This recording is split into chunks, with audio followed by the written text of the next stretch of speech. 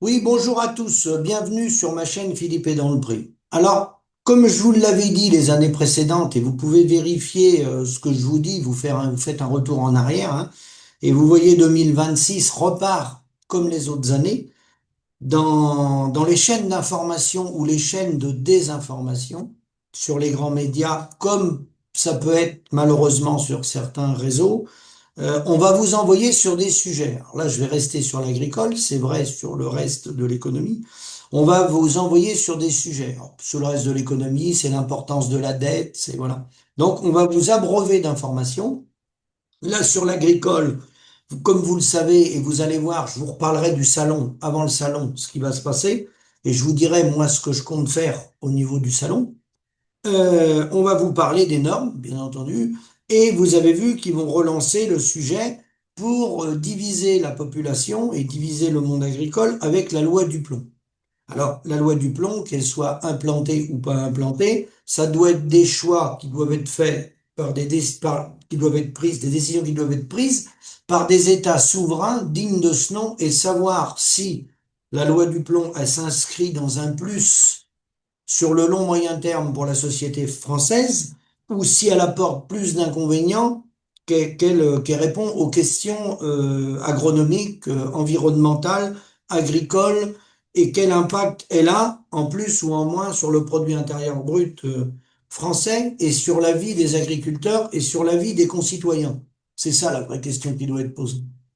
Alors que là, chaque débat, vous remarquerez, qui est ouvert, il part en débat idéologique. Donc voilà, c'est les uns contre les autres, les vaccins, les pro-vaccins contre les anti-vaccins, les bassines contre les anti-bassines. Voilà, il n'y a pas de débat de fond mesuré sur une stratégie qui peut redonner du revenu aux paysans et une alimentation saine, parce que personne n'a envie de...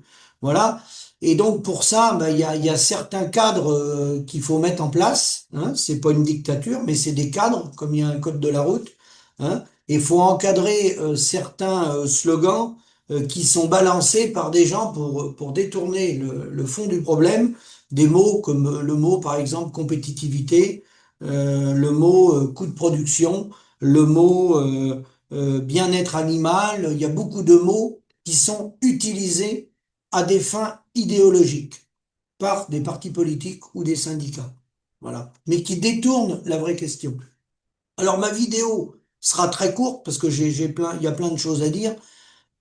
Et j'ai plein d'intervenants que je veux faire intervenir dans les jours à venir sur des sujets qui n'ont rien à voir avec ce que je suis en train de vous dire. C'est pour ça que je ne veux pas être très long. Tout ce qu'on vous dit, hein, que ce soit sur la loi du plomb, vous voyez, à chaque coup, on ouvre une nouvelle brèche. Vous avez vu les manifestations. Certaines même ont été violentes avec la réprime des forces de l'ordre. Hein. Vous avez vu ce qui s'est passé dans des endroits. Ça a été très violent, avec des commentaires que j'ai vus de paysans qui ont mélangé les manifestations agricoles avec les interventions des forces de l'ordre, avec les gens dans les quartiers, qui est deux sujets qui n'ont absolument rien à voir. Hein. Alors, pour petite information, je fais un petit pas de côté. Le trafic dans les banlieues connues, parce qu'il y a tout ce qui n'est pas connu. Le trafic officiellement connu de drogue, c'est environ 7 milliards d'euros pris dans le produit intérieur brut de la France chaque année. C'est-à-dire, c'est un petit peu moins que le commerce du matériel en France, du machinisme agricole en France, qui se balade autour de 8 milliards, 8 à 9, suivant les années. Donc vous comprenez bien que mélanger le trafic de drogue dans les banlieues, qui rapporte beaucoup à l'État, je vous dis entre ce qui est déclaré et ce qui n'est pas déclaré, mélanger ça à des manifestations agricoles, c'est faire une sortie de route et ne pas comprendre les enjeux. Donc je termine ma vidéo sur le pourquoi du comment. On passe chaque année une nouvelle étape, on fait des pièces de théâtre, des manifestations diverses et variées. Alors, soit pour garder les partis politiques en place parce qu'ils ont besoin de recruter, partis politiques ou syndicats, soit pour continuer de conditionner le monde paysan, surtout ne pas les amener à réfléchir et les emmener manifester dans des endroits bien ciblés. Donc pourquoi ça évolue pas? Ben, ça évolue pas parce que je l'ai résumé en trois petits paramètres. Un, deux, trois. Le premier, c'est le coût de production. Un coût de production, je reviens sur l'agricole, un coût de production, il est lié au pays. Le coût de production, il est lié au pays. Et il dépend de la politique énergétique du pays, il dépend du régime social, du régime fiscal, hein, et puis il dépend aussi, on est à l'intérieur de la zone euro, la zone des 27, il y a des paradis fiscaux à l'intérieur de la zone euro. Il y a le Luxembourg, il y a l'Irlande, n'oubliez jamais, il y a les Pays-Bas. Il y a les Pays-Bas, il y a Malte et Chypre, mais il y a les Pays-Bas. Avec un régime aménagé, optimisation fiscale, qui fait que les entreprises, au lieu de payer 25% d'impôts, elles n'en payent 10. Donc, il y a également un paradis fiscal en Hollande. Donc, vous voyez, déjà, quand on parle de coûts de production, si on n'a pas une défense nationale avec une souveraineté nationale et qu'on pense qu'on vit dans un monde de bisounours à 27, déjà, on n'a rien compris. Coûts de production, hein, lié à notre régime fiscal, comme je vous l'ai dit, lié au pays, lié au monopole des facteurs. Le monopole des facteurs en termes économiques, c'est le climat. Le climat, il n'est pas le même en Hollande qu'en France, qu'en Italie, qu'en Grèce, hein, que dans l'Est de l'Allemagne. Donc déjà, on mélange des choux, des carottes, des betteraves et je sais pas quoi. Vous voyez? Donc là, on parle d'une chose déjà, on compare des choses qui sont pas comparables. Le deuxième élément, c'est le taux de change. Le taux de change, souvent, la monnaie, c'est une arme monétaire qui est souvent ajustée en fonction de la balance commerciale des pays, suivant s'ils se sont plus ou moins spécialisés dans l'armement, dans la chimie, voilà. Donc, la monnaie, l'arme, le taux de monétaire, qu'on a perdu, parce qu'on appartient à l'euro. Donc déjà, on ne l'a plus, ça. Donc ça, c'est le deuxième élément incontournable, la monnaie. Parce que ce qu'on va exporter ou importer va dépendre de notre taux de change. Et le troisième, je termine ma vidéo par là, c'est là-dessus que nous, on peut tous agir en faisant des manifestations silencieuses avec l'Association démocrate des mairies de France, avec SOS Maire, avec plein de gens qui nous rejoignent de jour en jour, des consommateurs, des consommateurs, des citoyens. C'est la filière agricole, la filière au sens large. La filière, l'agriculture, c'est 3 millions d'emplois directs et indirects en France, 3 millions, c'est pas rien. Donc c'est le comportement de la filière, le comportement de marge, l'organisation de la filière. Y a-t-il des situations de monopole ou d'oligopole? Comment est structurée la filière? Comment fonctionne la filière? Quels sont ses principaux acteurs? Est-ce que la filière, elle est bien équilibrée? Est-ce qu'elle reconnaît et rémunère le travail physique? Ou est-ce que la filière essaie, c'est pas un gros mot, essaie fonctionnariser?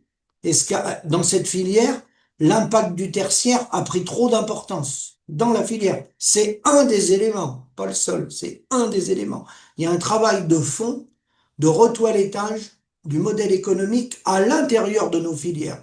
Lapins, cochons, vaches laitières, céréales et tout.